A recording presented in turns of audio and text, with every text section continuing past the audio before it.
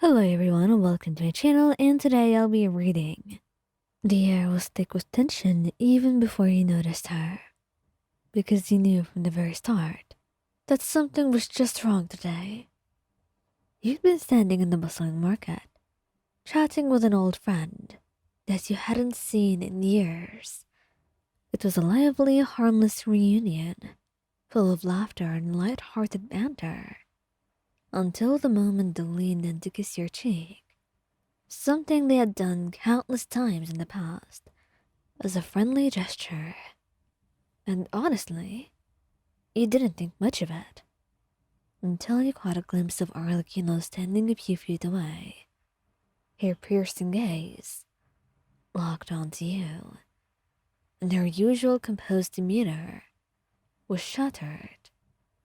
Her lips pressed into a thin line, and her hands clenched into fists at her side. The subtle storm brewing in her eyes was anything but subtle to you. Arlecchino, you called out, stepping away from your friend and toward her. This isn't. Save it, she interrupted sharply, her voice cold and clipped. She strode closer, her steps measured, but filled with barely restrained anger. Who was that? Your friend, sensing the tension, offered a nervous laugh and a quick wave. I should go. Nice seeing you. And then they vanished into the crowd, leaving you alone with a very displeased Arlecchino. Not very nice of them, but that was something for later. However, the more you thought about it, it was probably nicer that they weren't around. Their presence would have probably only made Arlecchino angrier. All right, explain, she demanded, crossing her arms, her eyes boring into yours. Her usual calm replaced with a fiery possessiveness. And you sighed, holding up your hands defensively.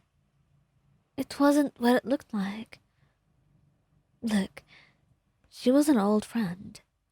That's all. An old friend? Who thought it was acceptable to kiss you? Do they not know you're mine? You winced at her words, guilt settling in. Even though you knew that kissing someone on the cheek was not really wrong at all, you hadn't done anything wrong. It was just a friendly gesture, Arlecchino. Nothing more than that. You know I would never. Quiet. She cut you off, her voice dropping. Don't try to justify it. I saw them with my own eyes. Her reaction stung, but you also understood where she came from. Arlecchino had always been protective of you. Her past experiences, leaving her wary of betrayal. You stepped closer, reaching for her hand, but she pulled away. Please, listen to me, you pleaded. I love you. You're the only one I care about. She hesitated, her eyes flickering with vulnerability beneath the anger. Then why didn't you stop them? She asked, her voice softer now, but still tinged with hurt. I wasn't expecting it. You admitted, your tone earnest. I didn't even think about it because it meant nothing to me. You mean everything to me, Arlecchino. You know that. You should be sure of it. Her posture softened slightly, though the tension in her shoulders remained, and she looked away, her jaw tightening as she processed your words. I'm not a fan of sharing what's mine, she said after a long pause, her voice quieter now. I can't stand the thought of anyone else thinking they have a place in your heart. When you're not sharing me, you said, stepping closer until you were only a few inches away from her. because there's no one else. And there never will be, Arlecchino. Her eyes met yours, and you could see the conflict there, the fierce protectiveness, warring with her desire to trust you. Slowly, she let out a long breath, her shoulders relaxing as she reached up to cup your face. "You're infuriating sometimes," she muttered, though her voice had lost its edge. Her thumb brushed against your cheek, a touch possessive and tender. "But you're mine. Remember that." You smiled, relief washing over you as you placed your hands over hers.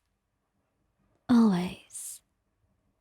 She pulled you into a tight embrace, her arms wrapping around you with an intensity that left no doubt about her feelings. Her lips found yours in a kiss that was equal parts apology and declaration, a reminder that no matter what, you belong to each other. And when she finally pulled back, her eyes searched yours, softer now but still resolute.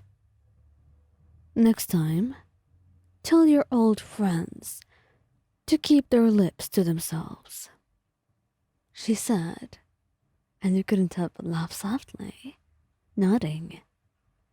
"Noted?" And as the tension finally melted away, she reached for your hand, lacing her fingers through yours. "Let's go home. I've had enough excitement for one day," she said, her voice much gentler now. And you couldn't help but agree. That was more than enough for you as well. And you followed her lead, and you could still feel how possessive she was from the way she held your hand. And as you walked away from the bustling market, you couldn't help but feel grateful for her fierce love. A love that, while intense, was always rooted in her deep devotion to you.